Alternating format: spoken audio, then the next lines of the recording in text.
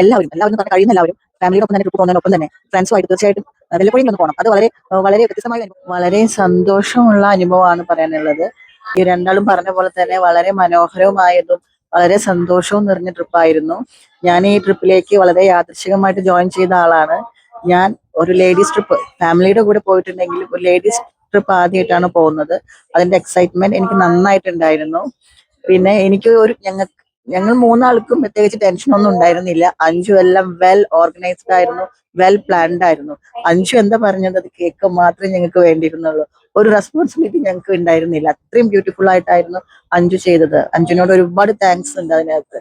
മനസ്സ് നിറഞ്ഞ thank you, നന്ദി നന്ദിയും സ്നേഹവും അറിയിക്കുന്നു. പിന്നെ പിന്നെ അതുപോലെ തന്നെ ഞങ്ങൾ അറേഞ്ച് ചെയ്തിരുന്ന ഏജൻസി അല്ലെ, അവരും അതുപോലെ വളരെ മനോഹരമായിട്ട് തന്നെയായിരുന്നു എല്ലാ കാര്യങ്ങളും നമുക്ക് അറേഞ്ച് ചെയ്ത് തന്നത്.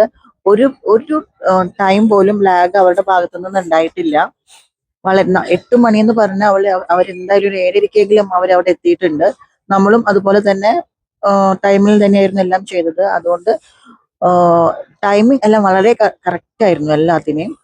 പിന്നെ ഭക്ഷണം, ഇവിടുത്തെ തായ് ഫുഡ് നല്ല ഭക്ഷണമാണ്. ഞങ്ങൾ ഒരുവിധം തായ് ഫുഡ് കഴിച്ചു, ഒരുവിധം എക്സ്പീരിയൻസ് ചെയ്തു. എല്ലാം നല്ല ഫുഡാണ്.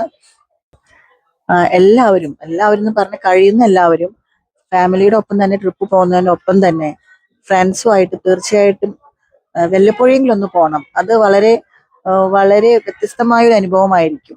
അത് ആദ്യമായിട്ട് ഫീൽ ചെയ്ത ആളാണ് ഞാൻ.